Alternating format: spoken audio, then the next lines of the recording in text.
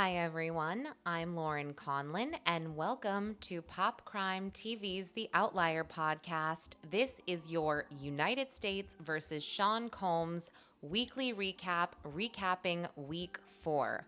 We just finished day 18 of the federal trial of Sean Combs, and I'm going to give you the recap from this week. And again, I mentioned last week that I'm taking my daily recaps from Crime Junkie Jury's YouTube page, and I am using them here just to make my life a little bit easier. But please note, day 18, I was not actually in the courtroom, so I have gathered just some highlights from different reports and the transcript, but I was not actually in the courtroom, so I just wanted to point that out. But it was important to me to kind of keep things going.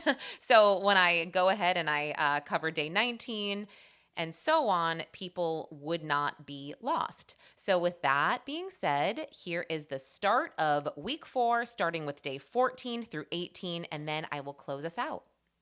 We are on day 14 of the United States versus Sean Combs, and I'm going to tell you everything that happened in court today. And by the way, just off the top of my head, I made eye contact with Diddy today in court during just a sidebar. I looked away just immediately, but he locked eyes with me. And there, for whatever reason, some of the press didn't come back right away after lunch. And it was kind of after lunch, I guess, maybe 30 minutes. So there was like this open space in front of me. So when he turned around, he just was kind of looking at the clock. The clock is behind me. And then he made eye contact with me. And I was like, whoop. And I looked away. But anyway, okay. So we finished the cross-examination and the redirect of Mia, Diddy's former personal assistant and she was the director of development at Revolt TV, and there was no recross, thank goodness, because it was getting a little bit tedious, the cross-examination by Brian Steele, and it got a little spicy, and I'll get into that, but he started off by talking about Mia's resume, and we saw her resume on the screen, the one that she used to get the job at Bad Boy to become a personal assistant. And he just highlighted some things that said that she was used to, quote, round the clock personal and professional needs because she previously worked for Mike Myers. He highlighted a section where she said she had thick skin, and also a part where she said that she collected personal items from Mike Myers and managed those personal items like driver's licenses, his passport, etc. And this caused Brian Steele to bring up an incident that she discussed during her direct examination, which was she was in St. Bart's with Diddy and he had screamed at her and humiliated her for not counting money fast enough. And she testified that, she wanted to leave. She wanted to leave St. Bart's, but she couldn't because someone on Diddy's team had her passport. And during the direct examination, they kind of made it seem like somebody was holding her passport on purpose so she couldn't leave. But this gave Brian Steele an opportunity to say, well, so this is normal. People hold on to people's passports and licenses and or birth certificates within these companies. So that's what someone was doing for you when you were in St. Bart's. So then we moved on to text messages from Mia to Diddy, and we were reminded that she officially stopped working for him in 2017. The texts that we saw were from 2018, 2019, and 2020. Now, one of the texts from January of 2019 really stuck in my head. She wrote this text to Diddy saying that she was thinking of him because she had a nightmare that she was trapped in an elevator with R. Kelly, and Diddy was the one that came to save her. And then she sent another text we saw in March of 2019 saying that she's sending him all the love in the world. Previously, we saw a text from Christmas of 2018 and then also New Year's of 2019 of her saying, Happy New Year's, I love you so much, calling him an inspiration, all of these things. And Brian Steele would say, well, Mia, who's making you send these text messages? You don't work for him anymore. And she just said, I just was kind of keeping the peace, so to speak. And then we saw a text message where she recommends that he should watch a show on Netflix in March of 2019. And then again, sending more love. And there was another text from May of 2020 that was actually, first there was a May of 2020 text where she texted him about Andre Harrell's passing. And it was a really big paragraph saying how much she loved Diddy and how amazing he was, and Harrell would be so proud. And it was, she said he was going through a hard time. This is why I texted him. Same with when Chadwick Boseman died. She texted him in August of 2020. And this kind of opened a little bit of, I guess, gossip in the courtroom because she named some celebrities in this text. And again, this is August of 2020. So they have this correspondence about something that they were doing, or something they were doing that pertained to Chadwick Boseman at this certain time period that she's referring to. And, Diddy had said, oh, do you have a recording of whatever they were talking about in this text message after she said she was sorry about Chadwick Boseman?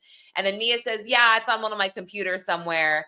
And then she just starts reminiscing about some time they had, but she actually said, oh, remember when Mick Jagger was chasing me and I had to run to get away from him type of thing. I'm paraphrasing. And then she talked about how Diddy called Leonardo DiCaprio that Titanic mother effer when they were somewhere together and they were both gambling and Diddy won more money than he did or something like that. But just to hear him say, oh, that Titanic mother effer, or according to Mia, he said that, we were all like, okay. But again, just showing that they had this back and forth, this rapport years after Mia left the company. And again, Brian Steele would just point out, no one was making you do this. You were texting him because you were friends and you loved him. And we had text messages actually up until 2023, Christmas of 2023. So I thought that was really interesting. And the jury seemed to think so as well. They were paying very close attention. And somebody had reported last week, I think it was someone on YouTube, that one of the jurors were smirking or laughing during Brian Steele's cross. I didn't see that. I saw some jurors laughing Friday and today during some sidebars, which technically, I guess, are during the cross, but nothing when Brian Steele was questioning Mia, if that makes sense. Okay, so then I'm sorry, he starts bringing up the Me Too movement. And Mia had stated during direct that she didn't come forward initially because, the Me Too movement kind of gave her courage. She said, back, and I think I've said this, back when she was posting all the time on Instagram in 2012, 2013, it was more about like, how great is your life? Let's all just pretend that our life is so great. So Brian Steele is pointing out that these text messages, 2017, 2018, 2019, 2020, etc., Me Too was already a thing. So why was she holding on to this secret that he allegedly sexually assaulted her? And not only that, she's texting him and still telling him that she loves him. So he was just saying, well, Me Too was a thing. Why didn't you tell anyone at that point? And she said, I was brainwashed. And he's like, brainwashed? Is that your answer? And she's like, yeah. And then he kind of was like, well, what does it mean to be brainwashed? And then she went back into the whole, the highs are high, the lows are low. It was a, quote, very confusing time. And then another text message that she sent to him about, it was July of 2022.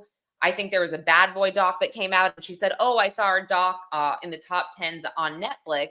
Congrats, miss you. He writes back, love, love, love. And then she writes back, again, July of 2022, she writes back, I love, love, love you.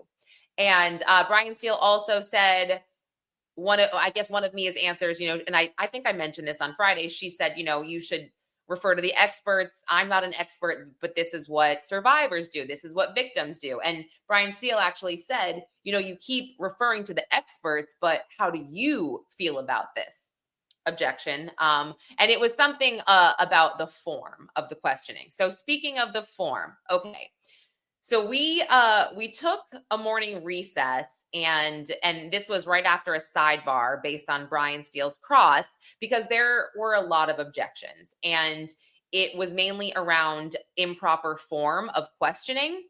So, we were going to come back, I think, rather quickly, but then the government said, Your Honor, if I may, and this is what Mia wasn't there, the jury wasn't there, of course, but Maureen Comey said that she's like, I just want to put it on the record because I don't think the transcript is going to reflect what we are seeing in this courtroom. But Mr. Steele is yelling at this witness. He is being, hostile. He's humiliating her. And because of the way she's being treated, this is going to affect other cases down the line because other victims are not going to want to come forward after they hear about how Mia has been treated on the stand. She brought up the fact that, Brian Steele was adding his own, what did she say exactly? She said something like that he was adding his own commentary. And he would say things like, let me figure this out, or let me, which I don't think was bad. He was kind of just like reiterating certain things. But anyway, when the judge spoke up, the judge just said, look, I actually haven't heard Mr. Steele yell or get loud with the witness. I haven't seen him be too hostile. It's a cross-examination. So he was kind of giving him some flexibility. But one thing he said was, what I am seeing, and I don't know if this is on purpose or not, but when it comes to the form of the questions, when he is asked to rephrase the question or ask it differently, he doesn't really make the proper changes. And he said, I'm not sure if he's doing it on purpose, just so the jury kind of hears what he's trying to say. But Mr. Steele, if you're in here and Mr. Steele was sitting and he's like, yeah, I'm right here. He's like, that has to stop. You need to fix the form. And he just said, look, the government, you can continue on with your objections and I will sustain. And that's what they did. So when they came back after this, that's when it got I thought it got really brutal because we had objections for every single question. And Brian Steele could only rephrase them so quickly and so fluently for Mia to understand that, he was having trouble because after the second or third time of him trying to rephrase an improper question, the judge would be like, okay, now it's time to move along because you're not getting it done. And then another point, Mia would she would repeat his question as though she was trying to understand it. And I understood some of them. I was like, ooh, that sounded like he just said some kind of double negative. That was tough. But other ones, I was like, okay, well, that was a little obvious. So what's going on? But needless to say, it felt like a very long time for the cross. I just want to make sure he showed us a video of Mia wishing Diddy a happy birthday in 2013. I'm just trying to make sure I get everything out there. Oh, he discussed the fact that she had testified that she didn't really get to see her family and friends too much because her life was Sean Combs.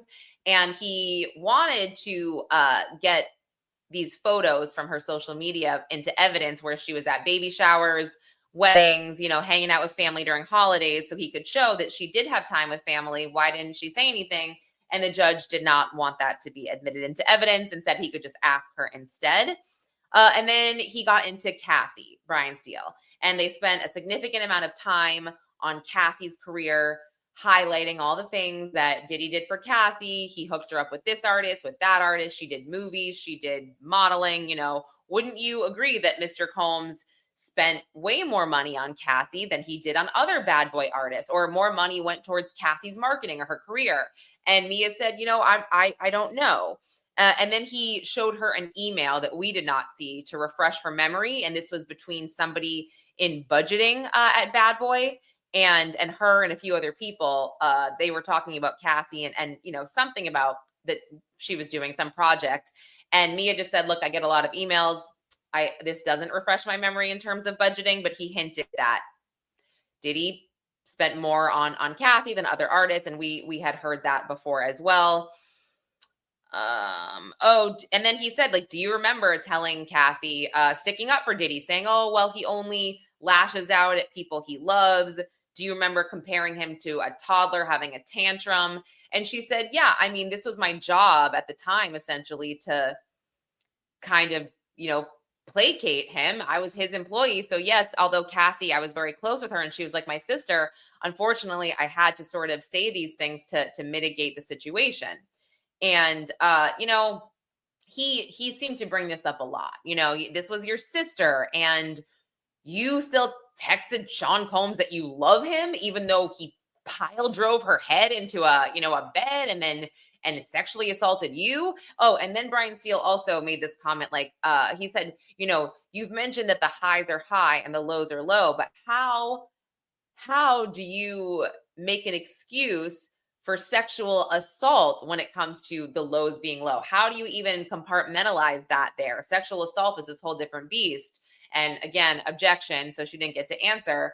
But yeah, that was pretty much the extent of it. Oh, just kidding. The last thing they focused on was her meetings with the government. She had about 27, and it was revealed that she did not share that she was allegedly sexually assaulted until her third meeting. And Mia said, I didn't disclose that I was sexually assaulted until I had a lawyer present. And Brian Steele said, okay, well, you had a lawyer present at your March 2024 meeting, but you didn't tell the government about being allegedly sexually assaulted until the June of 2024 meeting. And she said, okay. And then he tried really hard to get in the fact that she was using Sean Crowley as an attorney who had just had this big settlement, but there was an objection. And so he could not. And also there were two occasions where he tried to talk about Mia's therapy notes and how she waived her privilege to try to get these in somehow. And there was objections both times. And then they had a sidebar and the judge told the jury to disregard any questioning about the therapy notes. So yes. Okay. So that is, I guess I could say he brought up the slamming of the door in her arm when Diddy stole her phone. He also brought up she and Cassie paddleboarding away in Turks and Caicos, kind of hinting like, did this stuff actually happen? Did you take a photo of your arm? Did anybody hear you scream? Because that sounds really painful if someone's slamming your arm in a door. She said no. She said she kind of blacked out. With the paddle boards, he asked, did you tell anyone this happened? Did you text a picture to anyone? She said no. Again, just hinting that maybe this stuff didn't happen. And okay, that really was the extent of the cross. Now I'm finished. So redirect. It was pretty standard, pretty simple, but the government just asked her essentially about the birthday posts. Like, you texted Diddy on his birthday and you did all these posts for him on his birthday because you were his employee and you were expected to. And if you didn't, that will be weird, right? And she said, yeah, like if I was the only employee not posting on my personal account for his birthday, that would be strange. She said she basically felt like she had to. And then they reiterated, well, wasn't it part of your job for your personal life and your personal Instagram to kind of partner a bit with posts and things that Diddy was doing, like Ciroc, or there was something that she posted about the Diddy door or the Bad Boy reunion tour. She just said, yeah, this was part of my job to post these. So yes, it bled over into my personal life. Oh, and then, sorry, I did leave this part out. Sorry, with the cross-examination, because it's important. It's very important. Brian Steele elicited from Mia that she worked for Madonna after Diddy for about 8 months, saying like, so he didn't blacklist you from the industry like you thought, type of thing. And she just said, well, he didn't help me get the job either. So, but they did, again, during redirect, go through that, yes, she had PTSD, and she really only worked for Madonna. It was a contracted time period. She said she was supposed to do 3 months, ended up doing 8 months, and then it was done. Yeah, that was pretty much it for the redirect. Again, just reminding us that she was in a very complicated situation. And she came forward when she felt comfortable, when she had therapy.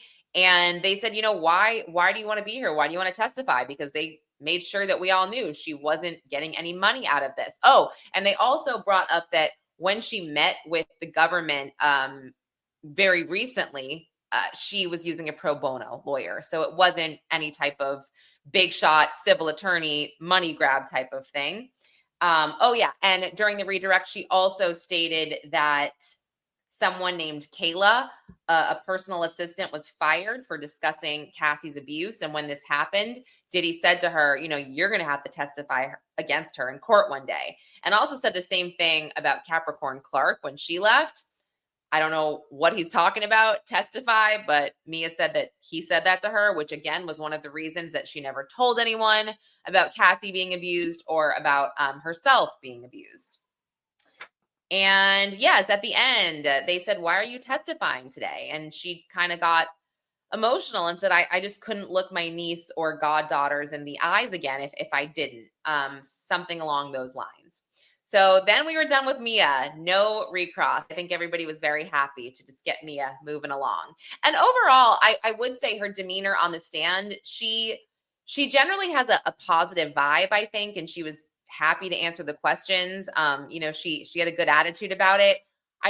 My only time was I was like, I wonder if she is repeating some of these questions, if she truly doesn't understand it, or if she's kind of giving Steele a taste of his own medicine. Okay, so then we moved on to the last witness of the day, Sylvia Oaken, who is an employee of the Beverly Hills Hotel. She's been there for 17 years. She's currently the director of sales and marketing, and she previously focused on their, quote, entertainment clients. So we saw profiles, we saw invoices, and essentially the purpose of her testimony was to show that Diddy booked rooms under an alias. It was Philip Pines and Frank Black. And then we saw a profile that had Cassie's name as one of the people that would frequent the hotels with him. And then we saw some bills that had a miscellaneous charge for $500 for oil damage, corroborating what we've heard before with the hotel rooms. And then a $300 charge on a separate bill for a deep clean of the drapes for $300. And during Tenny Garagos did a very quick cross-examination where she just said, listen, it's not weird for celebrities to use aliases like the Frank Black or Philip Pines. And Sylvia Oaken's like, nope, totally normal. And then she just said, also, you don't need to have everybody's name on the room that comes and goes through, to the hotel room, right? Like just one is fine. And she's like, yeah, just one, but we don't know who's in the hotel room. And then Tenny Garagos kind of focused in on one area where there were two names. It was Cassie Ventura and Dominique Neal. And then she said, oh yeah, there's two names basically. And then Tenny said no further questions. So we were kind of left with that.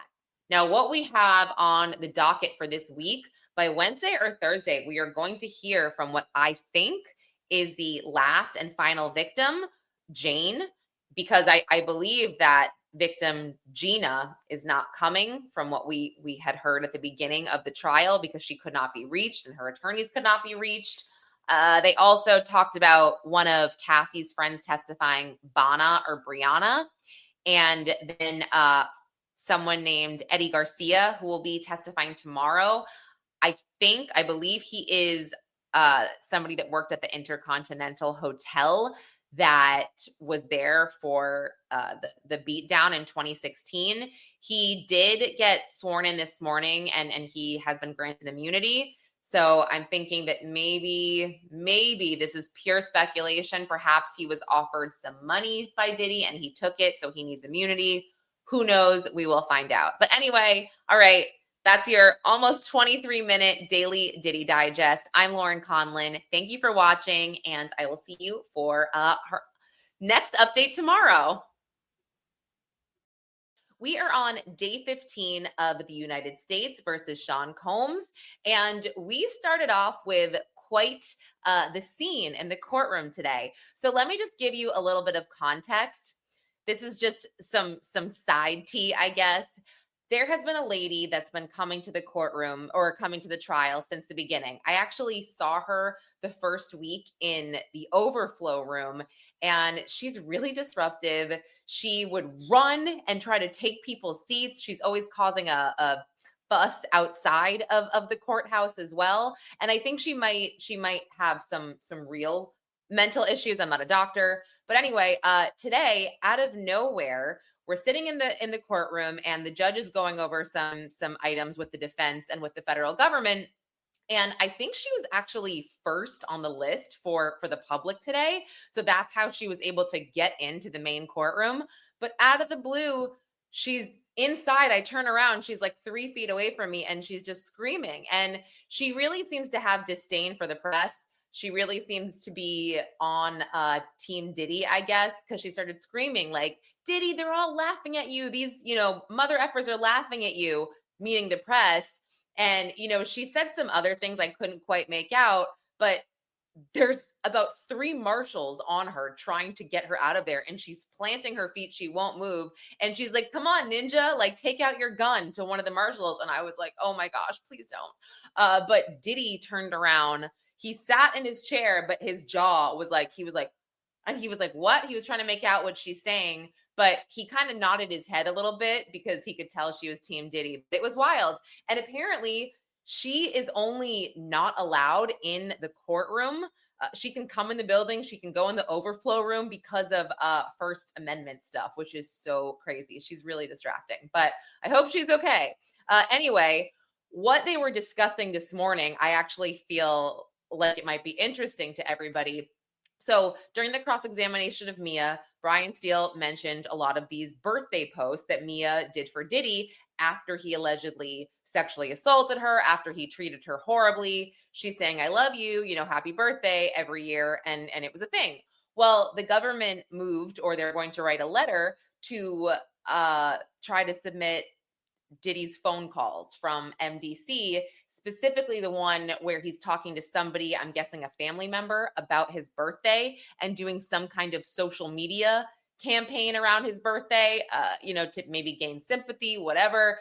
And the judge is like, why do you want this in again? And the government's like, well, because we want to show that this is what Sean Combs did. He used his birthday to rally around a campaign or something that he was promoting at the time. He used his birthday, for social media purposes, etc. So they're going to submit a letter, and we might get to hear some of Diddy's phone calls, depending on what the judge says. But anyway, let's get to the morning, because the morning was pretty crazy.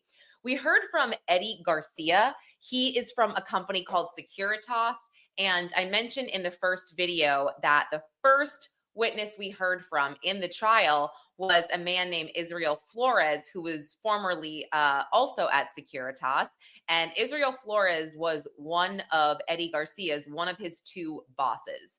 So we heard from Israel Flores first, and Eddy Garcia was working the shift after Israel Flores at 2 p.m. on March 5th, 2016, at the Intercontinental Hotel. So Securitas was the company that the Intercontinental had a contract with to do security there.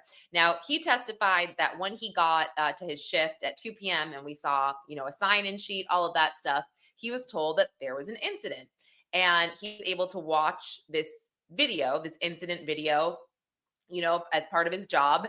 And he watched it. He said he didn't know that it was Cassie Ventura or Sean Combs at first. And then after watching it again and being told by somebody else, that he's like, yes, okay, got it, Sean Combs, Cassie Ventura.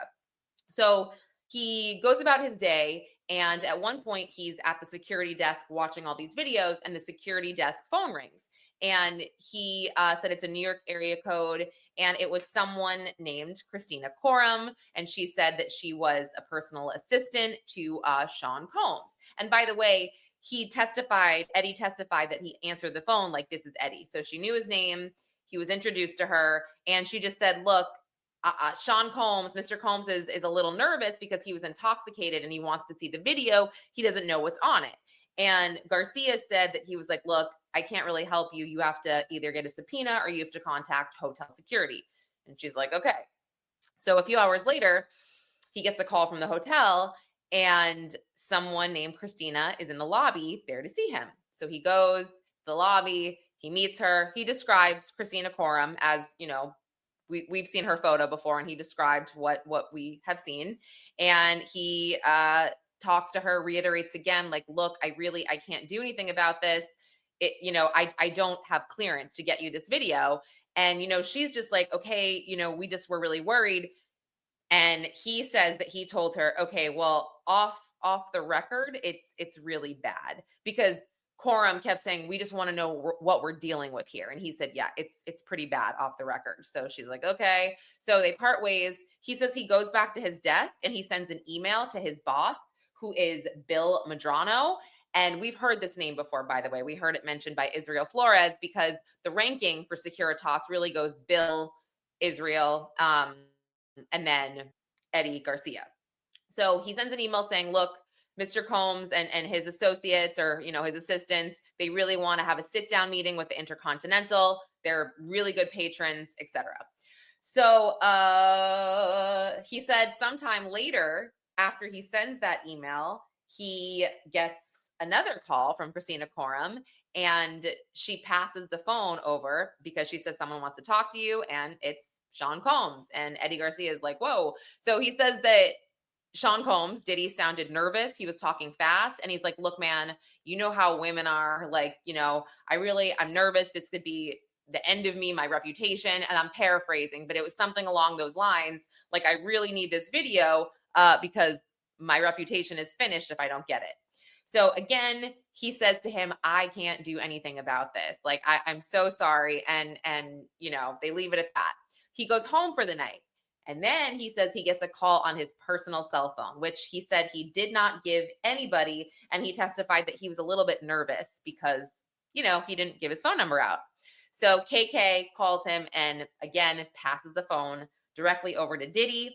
And he says that Diddy said, you seem like a good guy. I'm really upset. Like, this is going to ruin my career if it gets out. Is there something you can do? Like, I know there's something you can do. I believe in you, type of thing.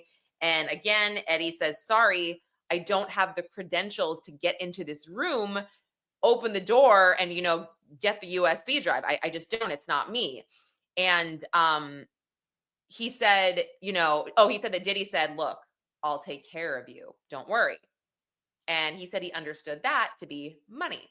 So he says, okay. And what he does is he hangs up. He calls his boss, Bill Medrano.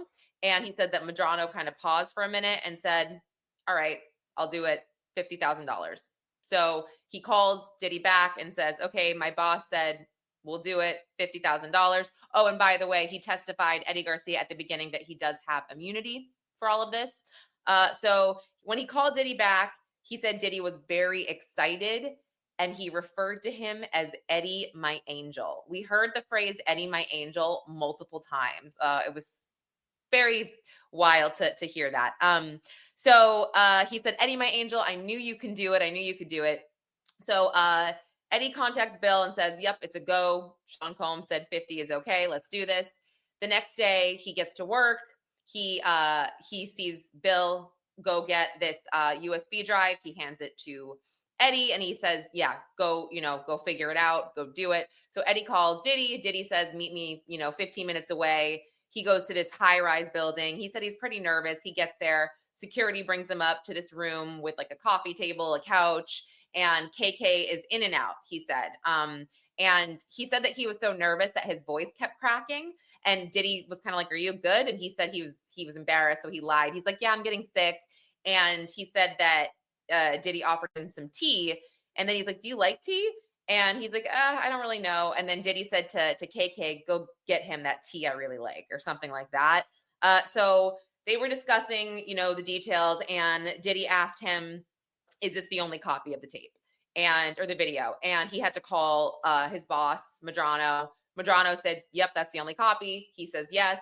And then Diddy says, okay, I need to get all 3 of your IDs, meaning who was on duty and, the boss, because he's helping facilitate this talk ever. Yeah. So he needs Medrano's ID, Garcia's ID, and then he says he needs Flores's ID, because Flores, by the way, during his testimony, he actually was the one that came up to the 6th floor where they were and saw the vase on the ground broken and saw Cassie and actually interacted with Diddy. But when Eddy Garcia called Medrano to tell him this, he needs the IDs, they were like, yeah, I don't think Flores is going to go for this. And it's true, because Flores testified that Diddy kind of offered him that stack of money, and he's like, get away from me. So Medrano said, you know what? No, not Flores. Let's get him someone else's ID. So there was another guy named Henry Elias. They got his ID instead. So Medrano texted Eddy Garcia their IDs, and then he gave his to Diddy in person, sent the other IDs over. Diddy takes them, he comes back, and he gives him an NDA to sign. Now, on this NDA, by the way, he said that, let me find it. There was a place where basically it said that if you break the NDA, you have to pay $1 million or some ridiculous fine like that. So the government really made sure that we saw what was on this NDA. And Eddy Garcia testified that he didn't really even want to, he testified that he didn't even read it because he was so nervous. So he was just like, I don't even want to look at this. I'm just gonna, I'm gonna sign it right away. So yeah, it's liquidated damages. Recipient agrees to pay a sum of $1 million in the event of a breach of confidentiality. So he signs it, and Diddy says, great, comes back with cash and a money counter. And it wasn't $50,000. He gave him $100,000. So he overpaid him. He counted it with the counter right in front of him.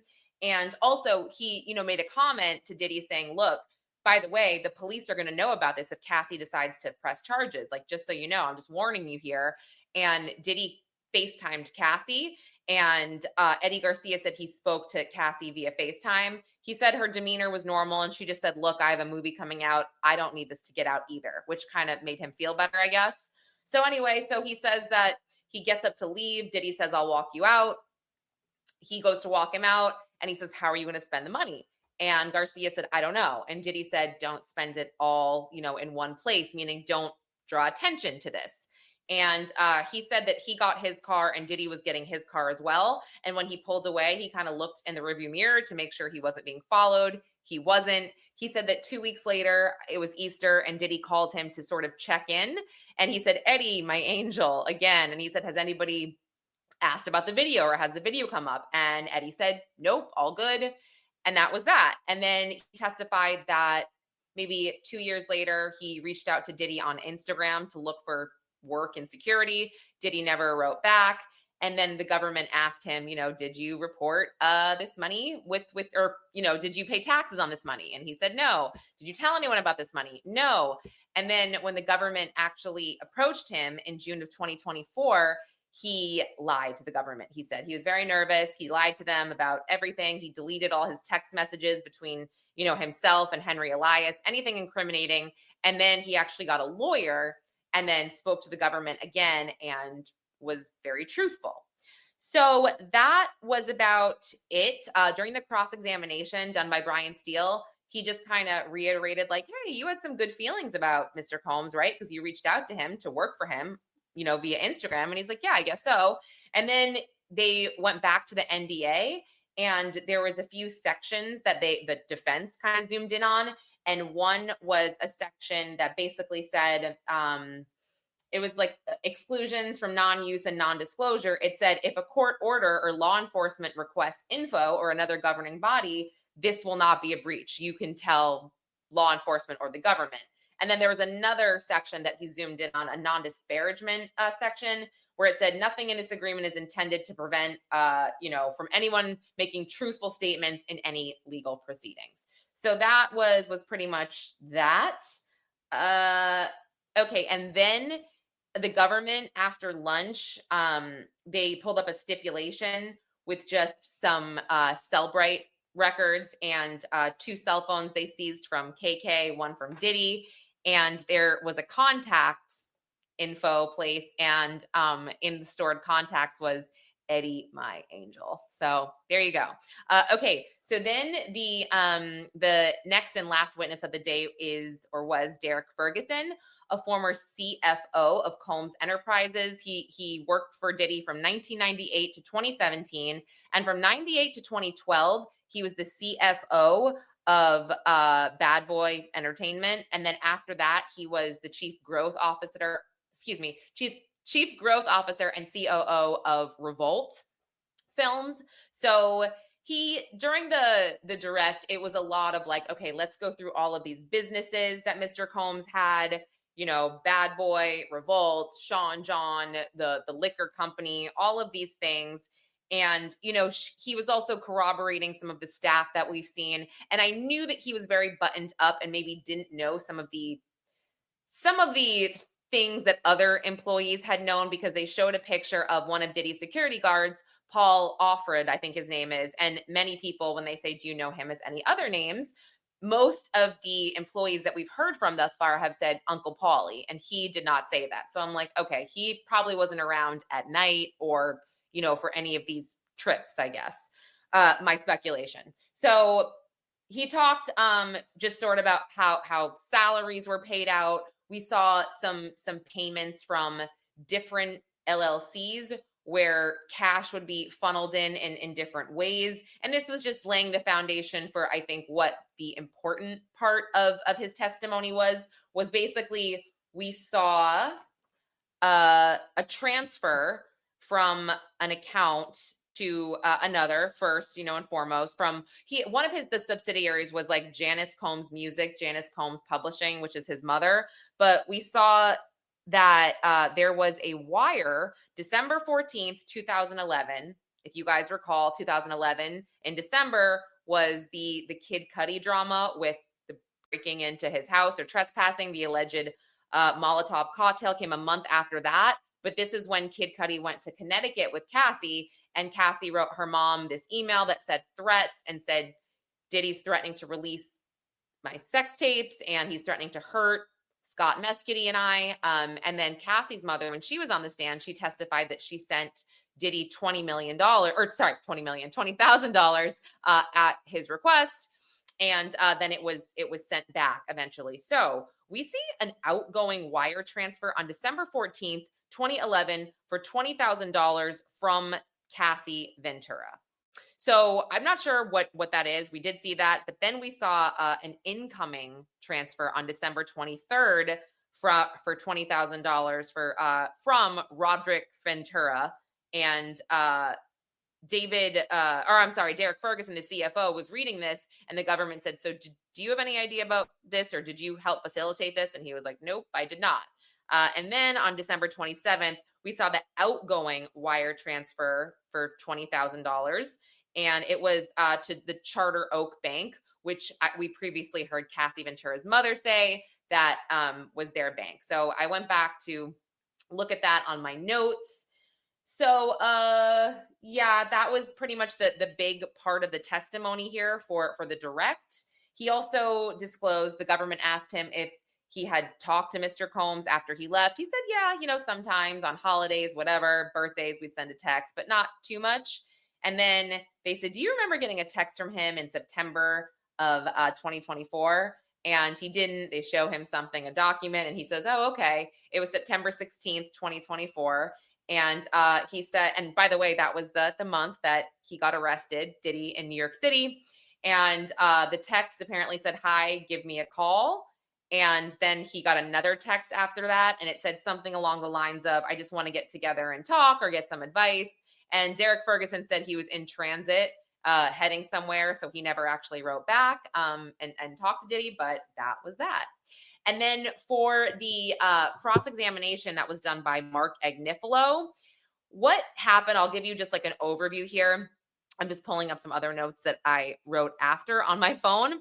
So he went through all of the businesses and was really ensuring that the jury knew that these were legitimate businesses, and that there were CEOs running these businesses. Like, for example, we saw an org chart of Revolt. We saw, Diddy was not mentioned at all on any of the Revolt org charts. And then, he talked about how at one point BMG owned a portion of Bad Boy, and so did Arista Records. So it's like, he just said, could Mr. Combs just kind of pay himself what he wanted here or do what he wanted? And Derek Ferguson said, no, he had to go through all of these different hoops to do so. And also, the defense made sure that we knew Derek Ferguson's background. He's a really buttoned up guy. He went to Stuyvesant High School in New York City, very prestigious. Then he went to UPenn, and then he went to Harvard Business School. So, this is a really intelligent guy. He also talked about how he wanted to work at Bad Boy Entertainment because he's from the Bronx, and he thought that Diddy was doing really good things and giving opportunities to a lot of young executives. He, again, talked more about the company, how he reported to Benny Medina at one point, and and then talked about the partnership with Diageo and, how it was successful for a time and how he kind of helped facilitate all that. And then there was a lot of objections and sidebars because, Mark Agnifilo was like, well, was there a problem ever with Diageo? Ask it differently. And essentially it came out that, and I believe there's a lawsuit around this. This is what he wanted to get at, but Diageo was only marketing to certain urban areas, and it was a big problem for Combs Enterprises. And so let me see. Oh yeah, he talked about how Revolt TV, like the board had 40% of the seats at the company. And the board was, the 40% went to Highbridge Capital or something like that. Again, just saying that Diddy can't just do whatever he wants within these businesses because he has to answer to different people. And then, he was asked, he just said, like, you worked for Mr. Combs for 19 years. Did you see anyone help Sean Combs commit crimes? No. Did you see anyone make the company stronger through, coercion? I don't think he knew what he meant by coercion. So he's like, what? And Mark's like, fine, whatever. And then he said, did you see any sex trafficking or sexual abuse? And he said, no. And he just said, look, you were there for 19 years. And he just kind of reiterated that he saw Diddy build the business from the ground up. And he also pointed out that Derek Ferguson was on the board of his charter school, and that that school works with high-risk children, but there was like a lot of objections because they're like, okay, stop making him look good, multiple things can be true type of thing. And then that was pretty much that. During the redirect, it was, they just kind of got him back on track again with some of the Janice Combs music publishing stuff, and kind of just reminding us that he did have certain accounts that just had cash funneled through them. And, those were I don't want to say they were like offshore accounts, but they were just smaller LLCs. But anyway, I will have more updates for everybody tomorrow for day 16. We seem to be moving along. The pacing, I think, is going the way that the government wants it to. And hopefully, as the judge said, and the government has said, we should be done before or on July 4th. So let's see. All right, everyone. Thank you for watching and for listening. I'll see you next time. We are on day 16 of the United States versus Sean Combs. And this morning, before the first witness was brought in by the government, they wanted to enter some exhibits into evidence that didn't have any witness testimony attached to it. We didn't really have any context, actually, as to really what was going on. But this evidence, it was text messages that were found in a cell phone that was seized during the Two-Star Island search in March of 2024. And that is Diddy's Miami property. So these text messages were between Diddy and one of his security guys, D-Rock. And Diddy wrote, and again, this is not exact, I was taking notes, but something along the lines of, act like I am not effing with her. He said the real F word. And then he said, how is her eye? And then D-Rock wrote, I told everyone a fight broke out in the club. She ain't telling nobody. And then he said, I'm going to call you. And then that was pretty much it. And then the government brought in their first witness, who was Frank Piazza. He works at Legal and Audio Video. He's an expert video commentator. He does forensic video analysis, basically. And he was very buttoned up in a suit. He was qualified as an expert. He said he's done between 50 and 100 cases for the Southern District of New York, but that wouldn't be an issue because 75% of the cases that he works on are for the defense. He gets about $295 an hour, and he was here to analyze the Intercontinental 2016 infamous and tragic beating video of Cassie Ventura. So he talked about, and again, this was really tough testimony to follow. I won't lie. I think a lot of us were like, okay, we're really trying to follow this. Let me enter some of these notes into Chat GPT and figure out what the hell he is saying. But essentially, the video footage that we have been seeing in the courtroom and also in the public, half of it is from surveillance cameras that were on the ceiling, kind of in the corners, and the other half was from a cell phone. Now, in the testimony of Israel Flores, he was the first witness to testify in this case, the man from Securitas, who Diddy allegedly offered money to and he turned it down. He testified that he took a cell phone video for his wife. You know, he was like, oh, she'll never believe me. So he took this video. And actually, it's interesting because, you know, with Eddy Garcia's testimony, he confirmed, I guess, you know, through his testimony, through his boss, because Diddy had asked, is this video or this footage anywhere else? Has it been wiped from the cloud, you know, whatever? And his boss testified that it wasn't anywhere else and it was wiped from the cloud. So during the cross-examination of Frank Piazza, Tenny Garagos, one of Diddy's attorneys, she actually said, well, where did the surveillance footage come from? And I'm like, ooh, yeah, let's hear it. And he said, from the government. And she's like, do you know where the government got it? And he's like, no, I don't. So I was like, rats. But anyway, the purpose of his testimony was to show that, yes, this was kind of spliced together chronologically. There are certain reasons why you might see different timestamps at certain points, but he explained that there was motion censored, so they didn't record everything at all times, and also there were different angles. So we saw the angle of the elevator and the kind of lobby area near the elevator, and then we saw another angle from the hallway where their room was. So essentially, the government wanted to point out that some of the jumping that we saw, this was just because of, you know, the system was old. We saw pixelation, and that tends to happen, you know, during some of these, during some of these surveillance videos. And if you see that there are, you know, there's supposed to be 30 frames in a second, but we're seeing 22, there's a reason for that. And it's due to certain points of extraction. But what Frank Piazza did is he went through and he manually ensured that, you know, the frames were correct when we were all viewing this video. He said that, yeah, there's a reason that sometimes the footage overlaps because of, you know, this camera over here, and then this camera is kind of jumping in to the next motion or move. He also, you know, he was told by the government to sort of go through what was happening in the video. That was their way of saying, okay, what's happening now? And he would say, well, the male is dragging the female. The male is now kicking the female. And I have to say, I mean, there was one guy on the jury that seemed kind of pained to be continually watching this video, but I have to even check my face sometimes. When I have to keep watching this video over and over, I'm just like this, and I'm like, oh, stop. I have to catch myself. So it was kind of amazing to see not very many jurors react to watching this for pretty much the 300th time.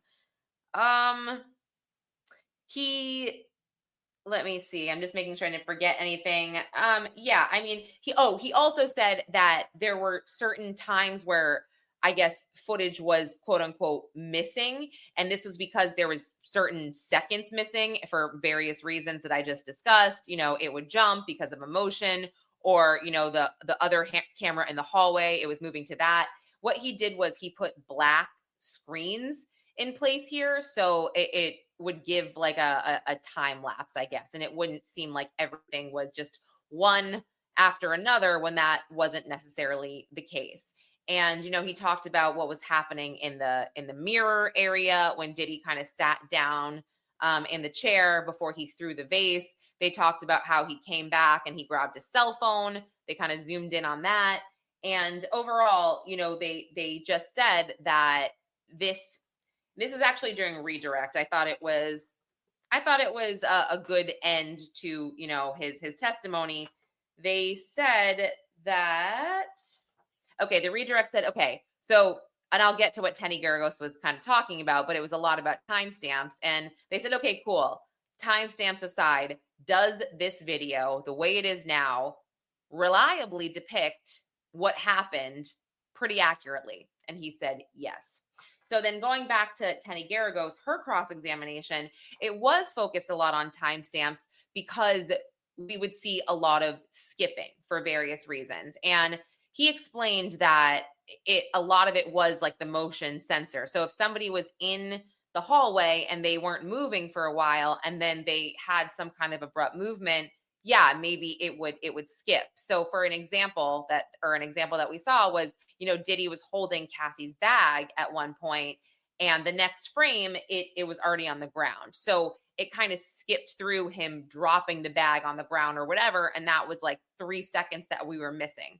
So Tenny was just pointing out that, okay, we're missing a lot of seconds here, we're missing a lot of seconds here. So if you added those in, it wouldn't necessarily be like, I don't know, he was gunning down the hallway and this all happened so fast type of thing. I think that's what she was trying to point out. She also made sure to point out a moment where the security guard, who was Flores, as we knew, he was having a moment with Diddy where he appeared to be laughing or smiling. And I think that was her way of trying to kind of slide that in to sort of minimize the incident, the beating, because she's like, oh, and that's the security guard smiling, right? And he's like, yes. Let me see. Yeah. So it was,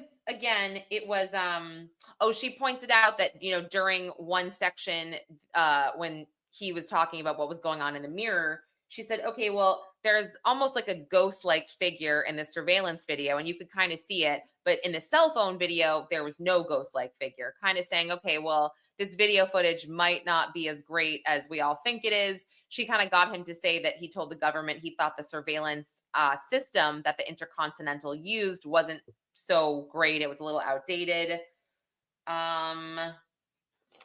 Yeah, and that was pretty much it. And again, I was like, whew, I'm glad that's over, because that was a bit hard to follow. But then we got to the second and last witness of the day, Briana Bongalan, who is a friend of Cassie's. She's a graphic designer, and she met Cassie while working at 2 different fashion companies, Young and Reckless, and I will find it. It was something Diamond. This is going to bother me. Diamond Supply Co. Okay. So at Diamond Supply Co., she was kind of partnering with Cassie on doing this t-shirt line type of thing, and they got close. And she testified that they did a lot of drugs together. And the government seemed to really want to get ahead of this, because we've heard a lot about Briana, also called Bana at certain times, but that Bana and Cassie did pretty much every drug under the sun, that they were both addicted, and it got worse over time. Briana testified that she also sold Cassie drugs. She at one point sold drugs to Diddy. I think it was just cocaine. And then she testified that she also got drugs from Diddy as well. And this was actually the first time that we had heard GHB mentioned. And she said that Diddy gave her G once and she tried it. And she described that it made her, it was kind of like alcohol, and it made her horny, she said. Can I say that? So she also briefly discussed at the beginning of her testimony, then we kind of got into it in the middle, did you ever have any violent episodes with Mr. Combs? Yes, he dangled me over a 17-story balcony and then threw me into patio furniture. So before I get into that testimony, she also testified about a time in 2016 that she and Cassie went shopping, got their nails done, were kind of running around doing some things, and Diddy texted Cassie and kind of laid out every place they had been to that day. And Briana said she was like, whoa, that's kind of creepy that he knows all that.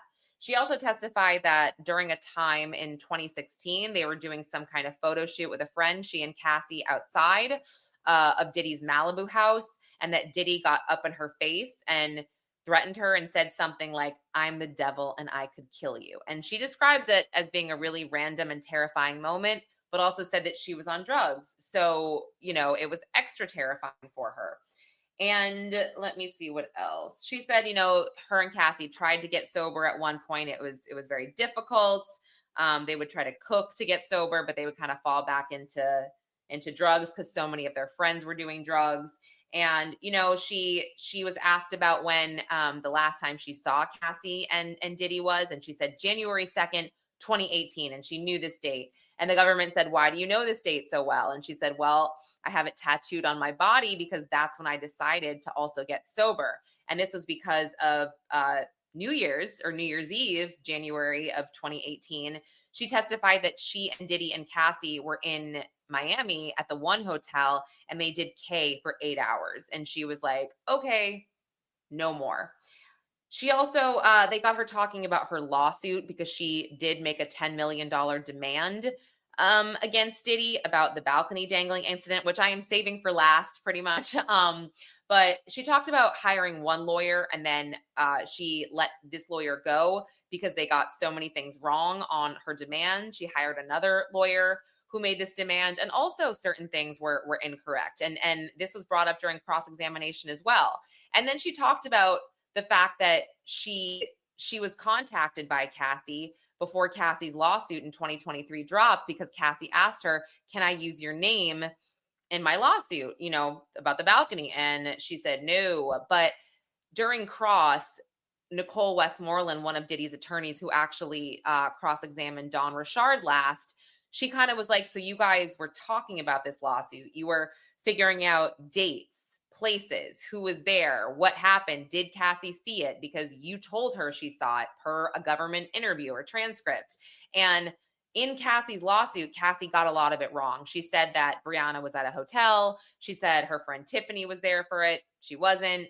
And so that did come out during cross.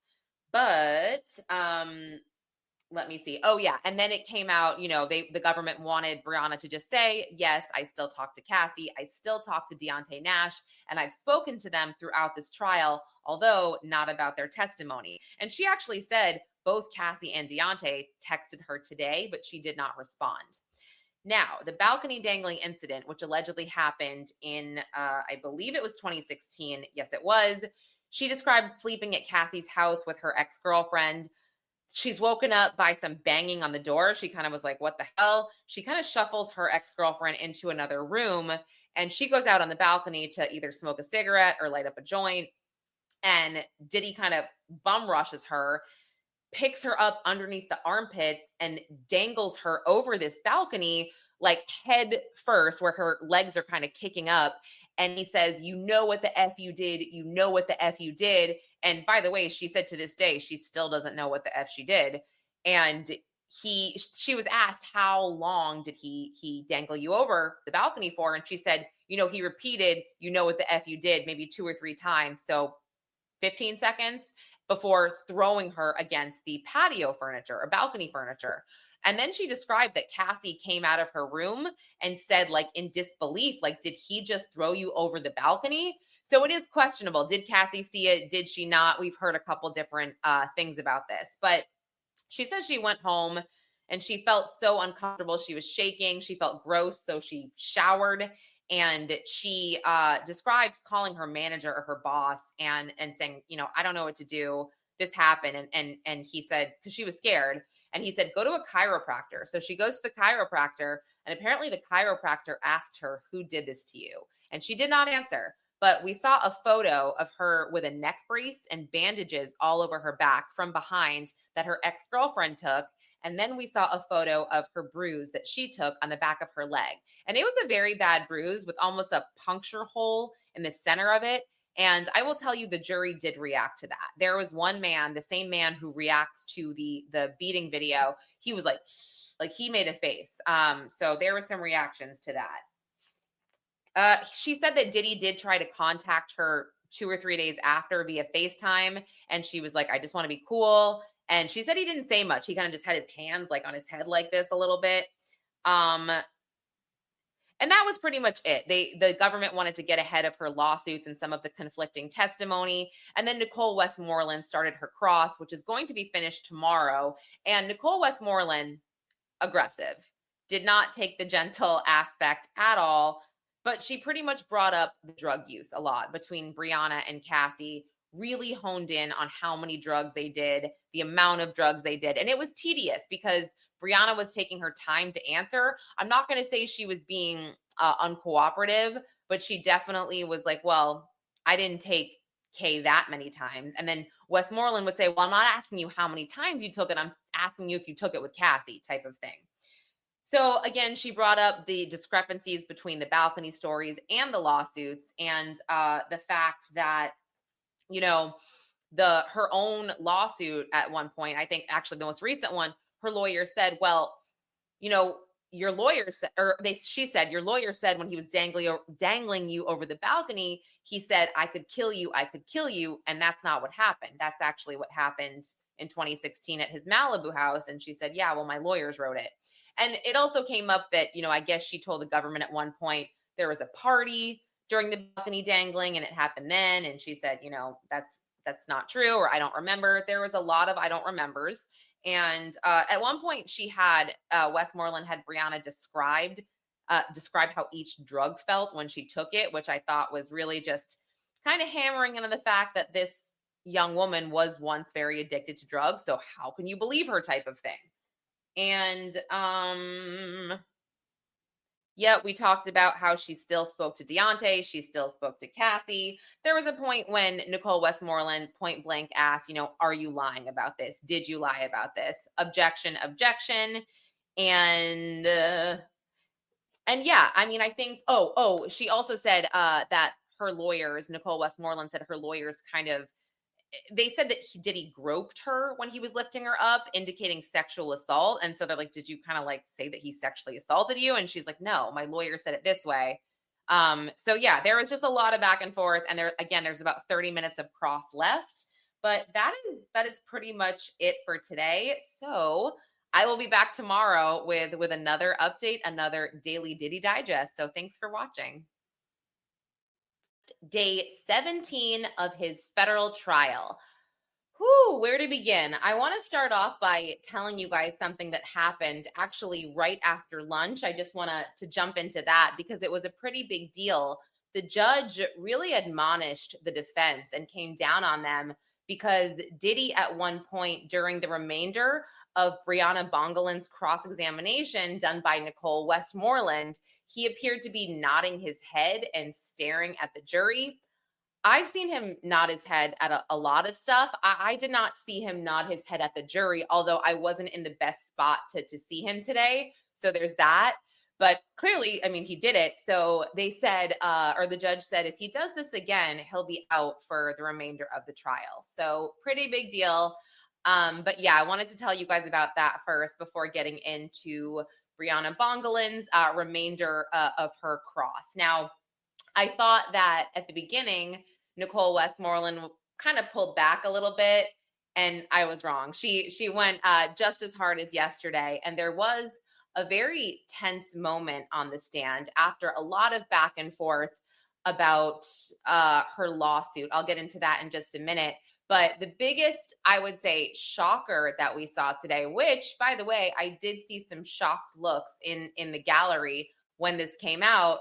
But when I mentioned on my last update that we saw a photo of Briana Bongalan's bruise after allegedly being dangled over the balcony, and if you recall, I said that the jury was visibly shocked by this. They made a face. You know, I saw this man make a face, and it looks pretty bad.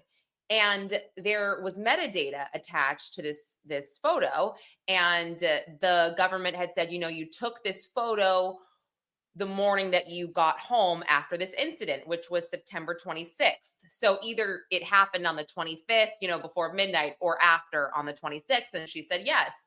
And today we heard from Nicole Westmoreland. They brought up this picture, and this was pretty much the last topic of discussion in the cross. And she said, so the metadata on this picture, you know, it says September 26th, 2016. You are certain that you took this after the alleged balcony dangling incident? Yes, I'm sure, etc.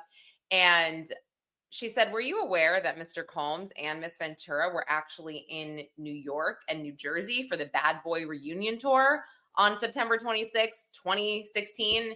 And Bongalan said, I don't know. And then she said, Westmoreland said, yeah. And then on the 25th, they were actually at a charity dinner in New York City. And then they pull up a defense exhibit, which was the Trump Hotel invoice. And it showed that Diddy stayed at the Trump Hotel from September 24th until the 29th. That's when he checked out. So that was like, whoa, okay. But there was no real explanation that Bongalan gave as to why the dates were off. I mean, listen, this was a long time ago. Everybody's memory changes. However, it was shocking, I would say, in the courtroom just to see that. I guess that could be considered impeachment to a degree, not saying that the incident didn't happen, but the dates were off, and I am just reporting what went down today. So just backing up a little bit, during the other parts of her cross-examination, Bongalan said at one point when she had the neck brace on, Nicole Westmoreland was kind of like, well, you went to a party at Diddy's, at this private club he threw a week later. Did you wear your neck brace? And she said no. And then she also kind of honed in on the fact that she had this horrible, scary thing happen to her. And then she went to one of his private parties a week later. And then she kind of said, so is it fair to say that your ex-girlfriend who took this photo of you in the neck brace, you put the neck brace on for the photo and then you took it off? And she said yes. She actually agreed with that. But during the redirect by the government kind of clarified that. They're like, well, you would say that you wore the neck brace for more than just that one photo. And she was like, oh, yes, I did. So Nicole Westmoreland during cross also brought up the fact that Cassie had invited Bongalan to sleep over about a week later via text messages that we saw. And Bongalan said yes. And again, Westmoreland was like, okay, so this happened to you and you're ready to go sleep over at the same place a week later, or barely a week later, after, you were traumatized. So it was a lot of that. It got very tedious when talking about the lawsuit from basically her lawsuit in 2024. I think I went over this in the last update. She hired a new lawyer because her original lawyer got some info wrong. And they brought up his name, Tyrone Blackburn. And she said that he had written that Diddy sexually assaulted her or touched her in a sexual way type of thing. And she did correct that on the stand and saying it was the way he kind of picked me up. And her new attorneys kept in the groping part. So Westmoreland kind of said, you fired Tyrone Blackburn because he put wrong information in your lawsuit. And she said yes. And then she said, and your new attorneys kept the same type of information, but you perpetuated this lie, essentially. And this went back and forth for a while. Bongalan would say, can you rephrase that? There would be an objection. And then she would say, I don't agree with that, but I can't answer this way. It was kind of a lot. And then, the redirect, the government got up there and said, Ms. Bongalan, you've explained what happened to you using your hand. So is it fair to say that when you sat down with your second set of attorneys, you were indicating the way Mr. Combs picked you up, which was kind of like right here. And, while doing that, he did grope your breasts. And she actually said yes. So that was that. So that was the extent of Briana Bongalan. And then I'm not skipping ahead, but in the morning, the government had discussed wanting to get a text thread between Cassie and Christina Courtroom involving this incident, the balcony incident, into evidence. And the defense was objecting. The judge did let it come in, but they didn't show us this evidence until after Bongalan was off the stand. So what we saw was on September 30th, which would have been a day after Cassie and Diddy got back from New York and New Jersey, we're shown a text message from Cassie to Christina Courtroom, and it said, the first line of it said, hey, I just found out some crazy shit. And then she explained what happened to Christina Courtroom, and Christina Courtroom was like, what? Are you serious? And then Cassie said something like, I have to stay away. Now, I just want to point out that we have heard a few different stories of Cassie witnessing the balcony dangling incident. And even from Cassie herself, who said at the end of being questioned about this during cross, she said, "I saw what I saw."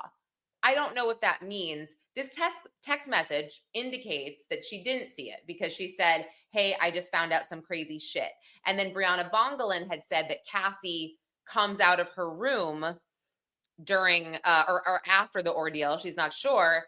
And that Cassie said, "Hey, did he just dangle you over a balcony?" in disbelief. So we have heard conflicting statements, and I don't think this helped much, except for the fact, or helped the government much, except for the fact that I think the defense was trying to say that the balcony dangling incident never happened, and the government was showing this text message to say, "Hey, it did happen, in fact."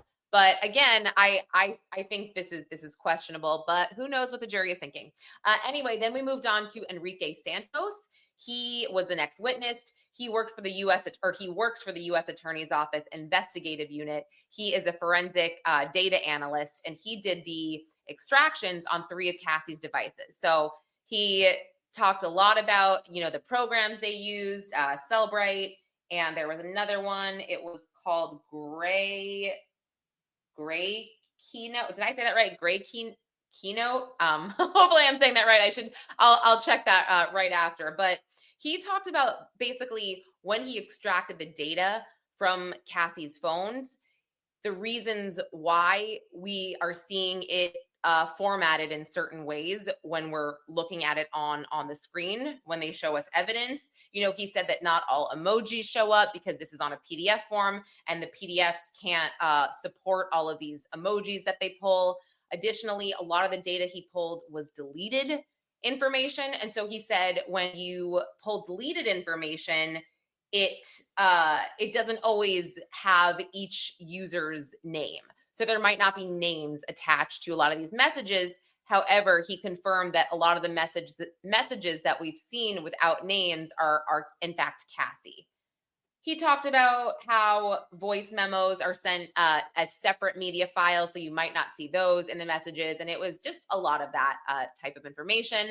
And there was a very brief cross by Tenny Garagos, and she just wanted to reiterate. She said, most of the data that you pulled from these phones, would you say it was deleted? And he said something along the lines of like 2/3 of the data pulled was deleted.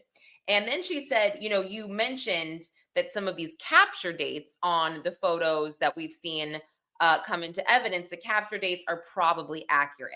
And she said, so probably, what does that mean? And he explained, well, we as forensics people, we don't like to speak in absolutes. We like to speak in probability. We were not there to take this picture, etc. So they want to operate on the safe side. However, he said that capture data in his experience is the most accurate.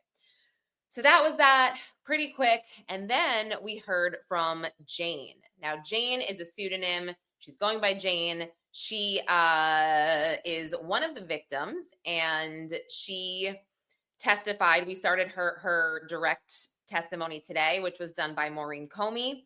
And Jane testified that she is a single mom. She grew up in California. She went to junior college but dropped out, and then worked at various restaurants and was a model. And she confirmed that she dated Sean Combs from 2020 up until his September 2024 arrest. I was very shocked at that. I did not know that. She talks about meeting him in Miami in 2020 while she was on a girls' trip that actually he paid for because one of her friends was kind of casually seeing him. So she said they met on this trip and they kind of connected, but it was weird because her friend was kind of dating him. But when they were exchanging numbers, they referred to each other as Bert and Ernie. So they put, I guess, each other's names in their phones as Bert and Ernie. And by the way, for all the witnesses, this is just a side note, for all the witnesses, they normally put up a photo and they say, do you know who this is? This is Cassandra Ventura. This is Sean Combs. So they put one up of him and they said, do you know who this is? And she said, Sean Combs. And they said, do you know him or call him by any other name? And most witnesses on the stand will say, Puff, P. Diddy, they'll go through all his names. And she was like, Schnookums. I was like, oh, she's like, Schnookums. And then she said, Ernie. So I was like, Ernie. And then she explained it. So anyway, that was just a side note. So she talked about how she didn't really start, I guess, seeing him, or they didn't start developing this relationship until that one friend got engaged to someone else, stopped seeing him. So she describes their first date. She was going to be in Miami for something, but he offered to get her a hotel. And this was January in 2021. So she says their first date was so romantic that he took her to the Faina Hotel in Miami. They were on a balcony having dinner, and that first date ended up lasting 5 days. So she talks about how in love they were. And again, we are just starting the direct testimony. So a lot of this is probably going to sound, or maybe sounds odd to some of you, but I just want to go through all the details. So yeah, she said they were so in love, and she wanted him to know some things about her, like her baby daddy and Diddy do not get along. Someone she dated in the past, or maybe it's the same person. I couldn't quite tell, but I think it's the same. They didn't get along, and Diddy said, no problem. Everything's on the table, no worries at all. So she said they were just like head over heels for each other, and her birthday was a month later in February of 2021. And he was all excited, and he wanted to take her away. So he flew her to Miami, and then they flew on his private jet to Turks and Caicos for 9 days, and then 5 days in the Bahamas. And she said they had an amazing time. She testified she had never really done drugs before. She had tried ecstasy maybe twice in her life. He encouraged her to take ecstasy. She took a whole pill, and she describes having a really bad experience where she was kind of convulsing on the beach, and KK, his assistant, had to take her and throw her in a warm shower and to calm her down. And when she did calm down, she said that later she did take more ecstasy, but this time it was just a small amount. So she also talked about how they, again, just had such an amazing time. They were very passionate about one another. And they asked her, Jane, about what she learned about what Diddy liked in bed. And I was like, okay, is this necessary? But it is. They're laying the foundation to hopefully corroborate the other witnesses. So we heard some things. He liked the stripper shoes, the lingerie, the baby oil all over the body, the lights, the red lights, and certain songs. And she just, again, talked about how great it was. Now, she also said that he gave her $10,000 at the end of this trip because she wasn't able to work, type of thing. And she explained she was a content creator, and she would post on Instagram and work with advertisers to post their stuff. And yeah. So the government wanted to really highlight the fact that he gave her money. So let me see. Okay, so for about, let's say, February 2021 to May of 2021, she said things were perfect. They were amazing. They were in love. And then around May of 2021, that's when they had like a 12 to 15 hour session together, and they were watching Rhymes with Corn, but doesn't start with a C, together after. And Diddy was making some suggestions like, oh, there's another man involved there. And I'm paraphrasing. But this was the extent of what the discussion was. Would you want to do that? Would you try that type of thing? And she said that she was like, okay. She was kind of placating him because she wanted to make him happy, whatever. So she goes to the bathroom after this 15-hour session. She comes back, and she says that he's like on his phone looking all serious. And he's like, okay, so I found someone to join us later. So let's go tonight to a hotel. They're in Miami. And she was like, oh, okay, tonight. Okay. So she talks about how he said, oh, my friend Dawn will do it. I know Dawn. Well, she later found out that he was from a place called Cowboys and Angels, which is an escort service that we heard a lot about in prior testimony from Cassie Ventura, as well as a few others. Now, she said that when she got to the hotel, we heard the same type of corroboration, assistants setting up the hotel, making sure everything was there, from candles to lights to oil, whatever. she describes Dawn getting there, and it was kind of like what we had heard before. They get to know each other, rub the baby oil, Diddy watches, then Diddy and Jane have time together after. And the government said, how did you feel after this? And she actually said, I felt amazing and exhilarated. And it turns out she felt that way because she thought she was making the person she loved so happy, and she thought it was a one-time thing. Now, the government said, that turned out to be not a one-time thing. And she said, that night opened Pandora's box and set the tone for their relationship. And then after that, she basically said that it was 90% of the time that she would have to be with other men while seeing Diddy. Now, eventually, she went along with it. And eventually he began to pay her rent and got her a really nice house, a $10,000 a month house.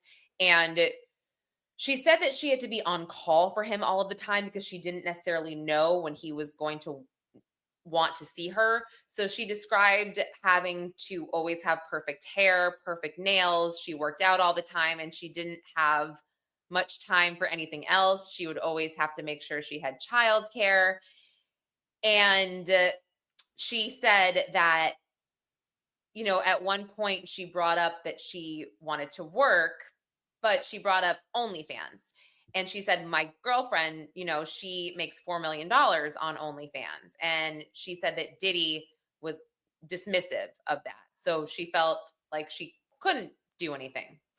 So then she describes that when she would start to tell him, and she said it was mainly in writing, sometimes it was verbal.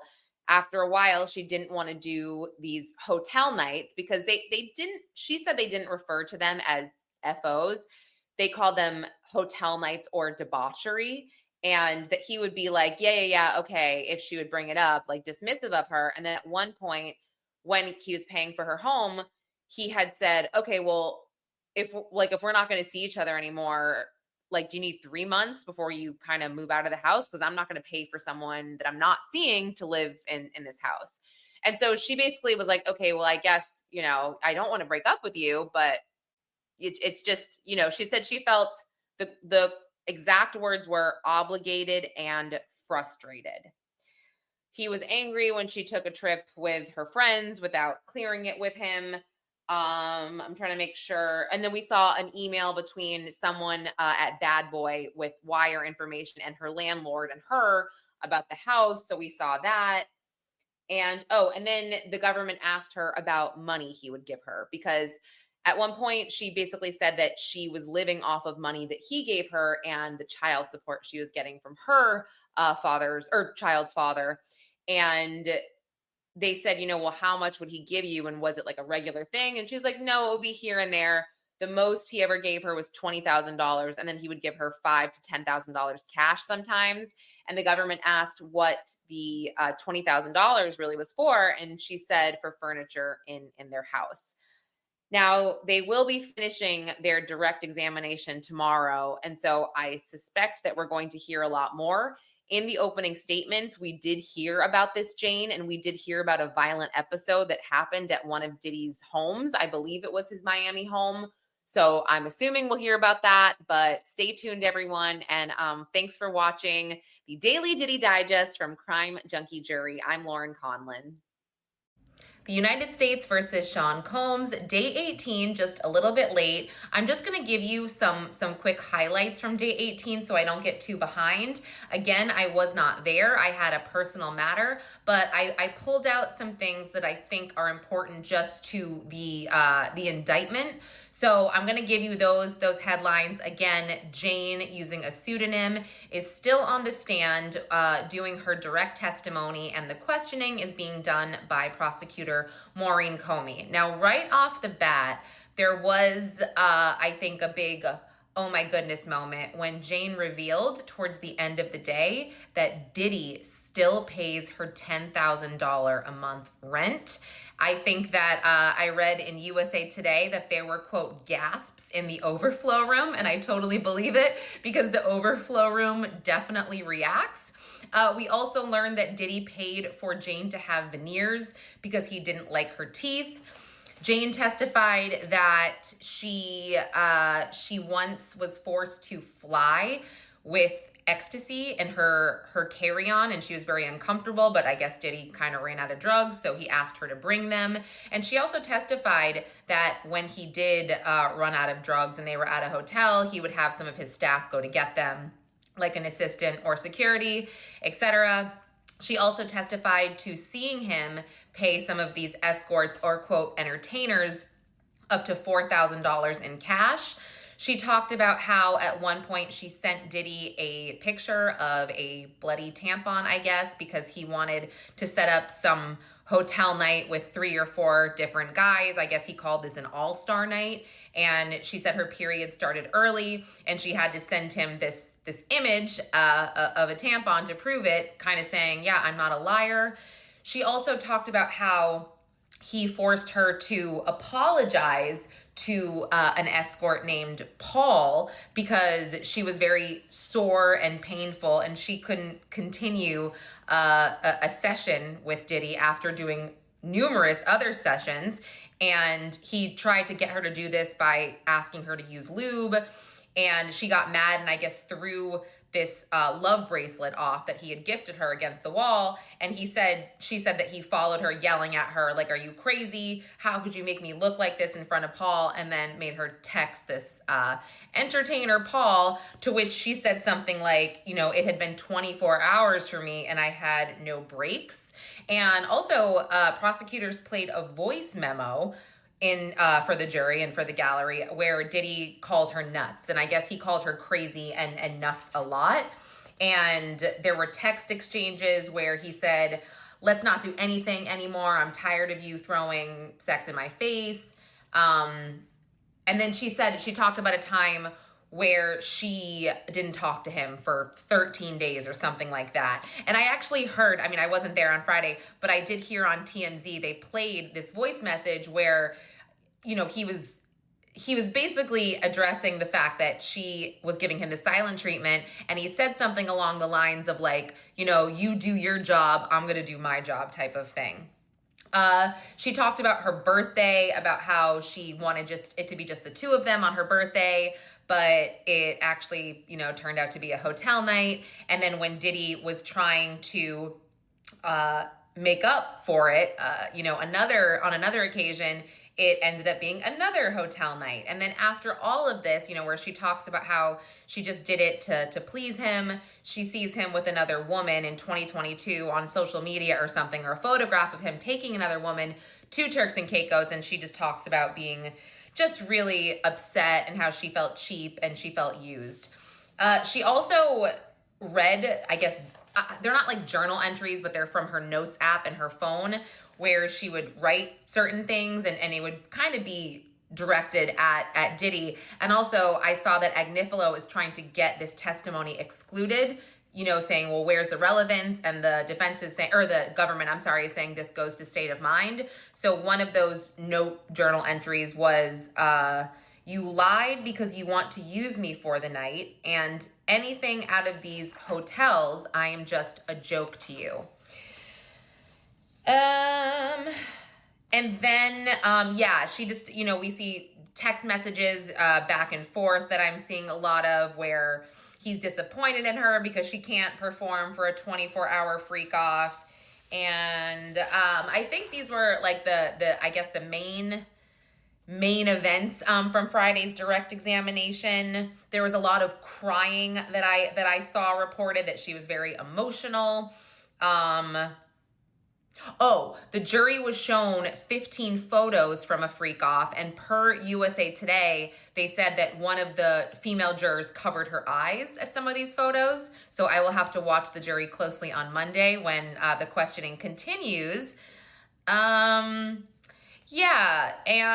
She also seems to corroborate Christina Coram in a lot of this, saying Coram was well aware about what these escorts were doing, what they were being paid, the drugs that Diddy needed, And also I wanted to point out that it was Thursday when the defense and the government were discussing a text message from Cassie and Christina Coram. And the defense, or the government was trying to get it in, and they called Christina Coram a co-conspirator. And it was interesting because the defense was like, well, we'd like to not have them use this term co-conspirator. And that was the first time I had heard the government call her that, Christina Coram. But I thought that was interesting because I think a lot of us are wondering, is she going to testify? Is D-Rock going to testify? So, okay, yes. There was just more about Jane talking about what they did after freak-offs and how she would enjoy her alone time with Diddy. She talked about, how they'd go back to his house, she'd cook for him, give him massages, whatever, and she enjoyed this time because they were alone, and that sounded a lot like Cassie as well. But I think that this was what I gathered from the reporting that I could take from everywhere possible. I have not seen the whole transcript yet. I'm still waiting on that. So, I'll be sure to add to this on Monday, but I wanted to just throw this out there so nobody was confused when I just come in right away on day 19. So thanks again, guys. Bye. Okay, and that was the testimony and the wrap-up and the details from week 4. It was pretty crazy, from Eddy Garcia to Jane to MTA Lady. I mean, it was not a dull week. And at one point, I think it was maybe 2 weeks ago, the government said that they're aiming or hoping to be done with their case in chief by the second week in June, which would be the end of this coming week. So I really hope and pray that that's the case, so we can kind of speed things along, get to the defense's case, and then hopefully be done. But anyway, thanks so much, guys, for watching, for listening. If you like this podcast, don't forget to rate or subscribe wherever you listen via audio, or if you're listening on YouTube, don't forget to like and subscribe Pop Crime TV. All right, guys, thanks again. I'll be back next week with a week 5 recap.